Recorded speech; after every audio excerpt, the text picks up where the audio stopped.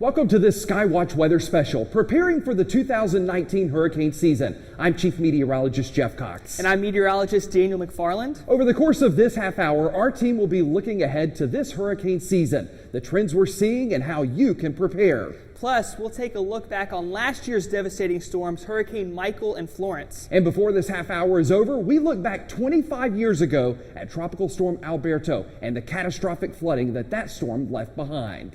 But first, let's introduce our colleague, meteorologist Jake Mammon. Jake, walk us through hurricane season. What can we expect month by month? Yeah, Daniel, hurricane season is a 6-month marathon. It runs from June 1st to November 30th, with a peak in early September. Here's a month-by-month snapshot at hurricane season. June and July typically start slow. Only 14% of the storms form in June or July as the ocean heats up. The chance for storm development goes up by August. Over a quarter of all named storms are possible, but September is the busiest month, with over a third of named storms forming that month combined. August, September account for 61% of all storms. By October and November, storm development becomes less likely, but it's important to remember storms can and have formed in every month of the year. Later in this show, we'll have ways you can prepare for the next storm. Jeff? All right, Jake, thanks so much. It only takes one. We've been reminded about that rule for 2 years now, Daniel. In 2017, it was Irma that plowed through middle of Georgia. In 2018, Michael devastated the southern half of the Peach State. By the numbers, Michael was a beast. The storm was a Category 5 at landfall. Its winds reached 160 miles per hour. Michael is blamed for 16 direct fatalities in the United States, one of those here in Georgia. The storm caused around $25 billion in damage. 4.7 of that was here in Georgia. Michael is among the strongest storms to hit the U.S. on record. By pressure, it ranked third to the Florida Keys Labor Day storm in 1935 and Camille in 1969. By sustained winds, it's the fourth strongest storm to make landfall in the U.S., switching spots with Andrew. It had a higher pressure, but its wind was 5 miles per hour higher. And what took just a few hours to destroy will take years to recover. Yeah, that's right. Here's a look back at the timeline of Michael and the damage left behind.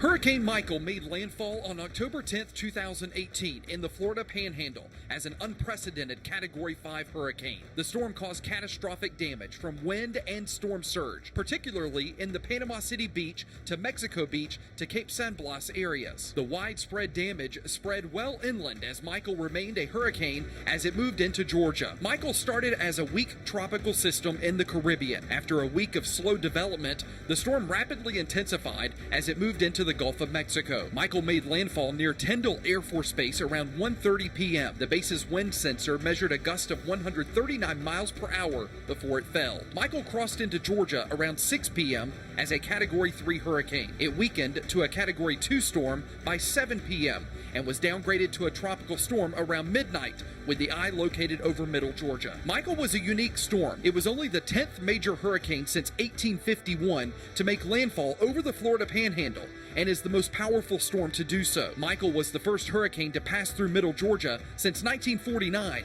and only the 6th on record to do so. Hurricane Michael brought catastrophic storm surge to the Florida Panhandle and Big Bend areas. One of the hardest hit locations was from Mexico Beach to Indian Pass, where 9 to 14 feet of storm surge inundation was observed. Wave action caused even more damage, including destroying the second story of multiple buildings in Mexico Beach. Storm damage surveys suggest around 50,000 structures across Florida, Georgia, and Alabama were affected. Widespread power outages were recorded across the tri-state region. Some outages lasted for weeks. Michael resulted in damage to timber and agricultural communities. Over 2.3 million acres of forest land in Georgia was impacted, with an estimated land value of $762 million.